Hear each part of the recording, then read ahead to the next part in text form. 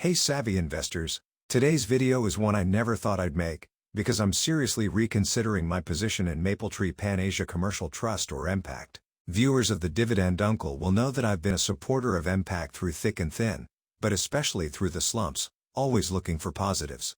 For sure, I love VivoCity. It's one of Singapore's best performing malls, with an almost perfect occupancy rate of 99.9% and strong rental reversions of 16.9% as it end December 2024. In addition, personally I love the tenant mix, all kinds of food options, be it Japanese, Western or cafes just to chill.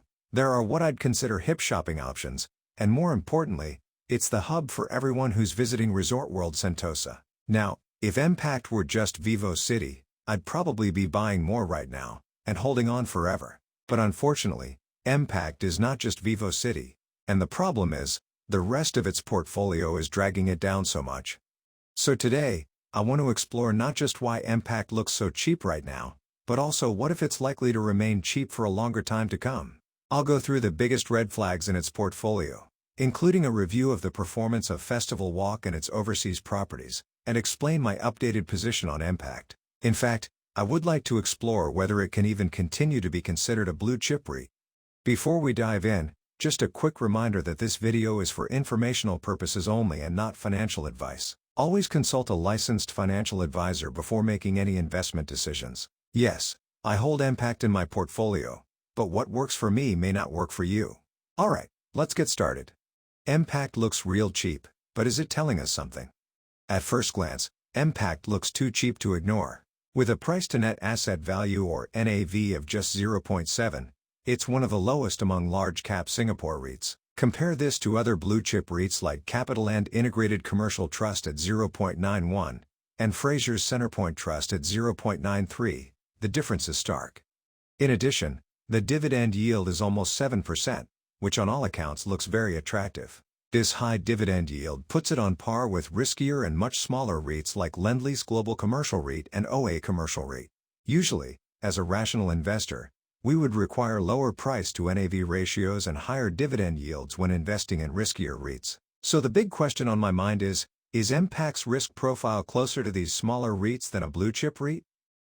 How cheap is cheap? In a previous video on MPACT about 8 months ago, I attempted to provide a sense of how cheap MPACT really is based on the price-to-NAV ratio. To quickly recap in 2 minutes what I explained in one video, basically, I assigned a price-to-NAV ratio of 1.0 for its high-quality Singapore properties, and a ratio of 0.78 for its other properties excluding the troubled Festival Walk. The ratio of 1.0 corresponds to that of other blue-chip REITs, while the ratio of 0.78 was the average for all REITs in Singapore. The latter is just a quick and easy reference, so please don't scold this uncle for imprecision. So after calculating as what I mentioned, I concluded that at the previous price of $1.24, investors are essentially buying MPACT's Singapore properties at fair value and getting Festival Walk for free, totally free of charge. I believe the computations still roughly hold true based on today's valuations and prices. You may ask me, hey uncle, since MPACT is this cheap, isn't this a buying opportunity? Well, true, but I think we should take a step back and look closer and deeper into its assets, to try to uncover the reasons why MPACT is trading this cheaply. VivoCity, the forever jewel of MPACT. If you've followed my channel for a while, you'll know that I genuinely love this mall. It's not just a shopping center, it's an iconic retail destination in Singapore that has consistently outperformed, quarter after quarter. And in this latest quarter, it has once again proven why it stands out. Occupancy at VivoCity is practically full, sitting at an impressive 99.9%. In a challenging retail environment, this kind of stability speaks volumes about the mall's desirability among tenants. Even more encouraging is the strong rental reversion of 16.9%. This means that tenants renewing their leases are paying significantly higher rents than before, a clear sign that demand for space in VivoCity remains strong. Shopper traffic and tenant sales continue to hold up well, reaffirming VivoCity's position as one of Singapore's most resilient malls with strong catchment of shoppers. Beyond its current strength, MPACT is also actively enhancing VivoCity's potential. The upcoming Asset Enhancement Initiative for Basement 2 is expected to yield a return of over 10%, which is a solid move to boost long-term income.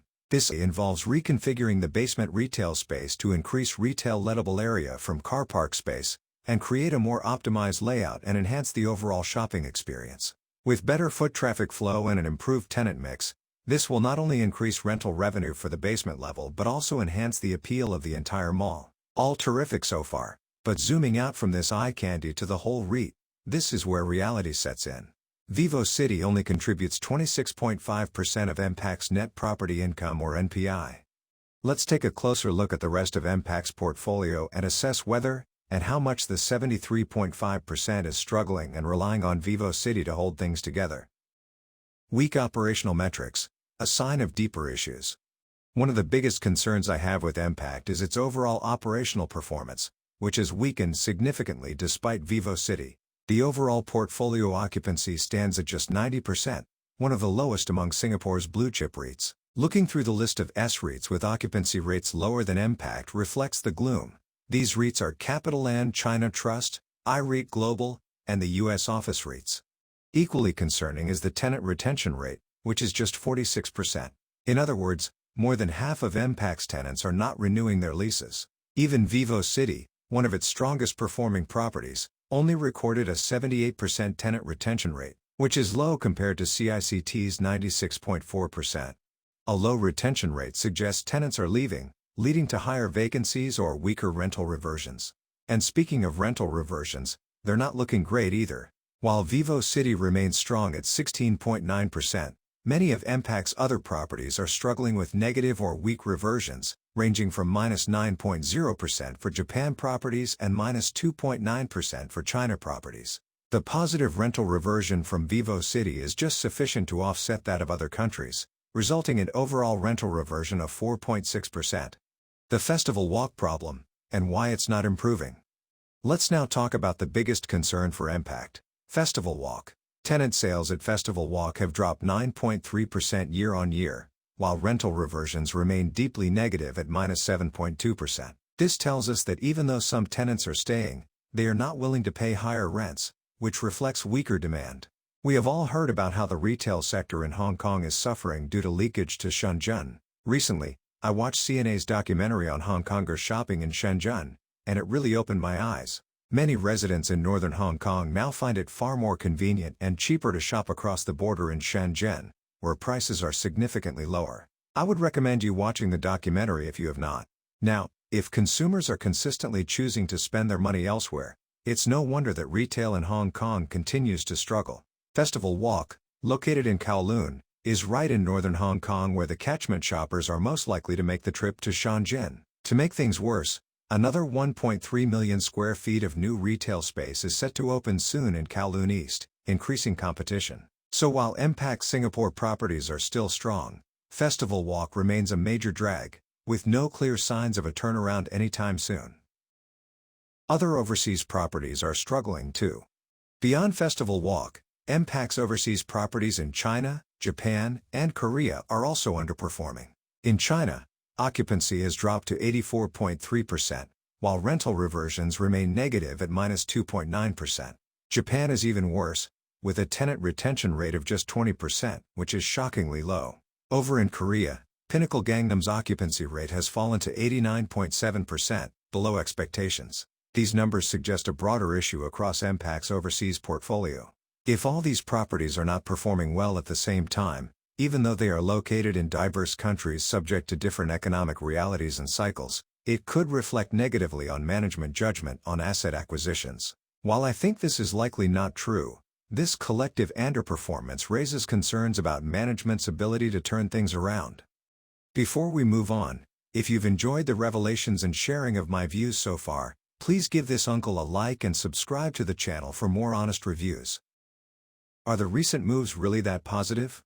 Some analysts have pointed to recent moves by management as signs of proactiveness and may translate into long-term improvement. While I agree to some extent, I personally don't find them convincing enough. Let's look at some of them. One example is the sale of Mapletree Anson. On paper, this was a good move, as it sold the property at an NPI yield lower than the interest rate of debt the proceeds were used to repay. This lowers MPACT's gearing and reduces borrowing costs. But selling a prime Singapore office property also comes with a big trade-off of reducing exposure to the attractive Singapore market.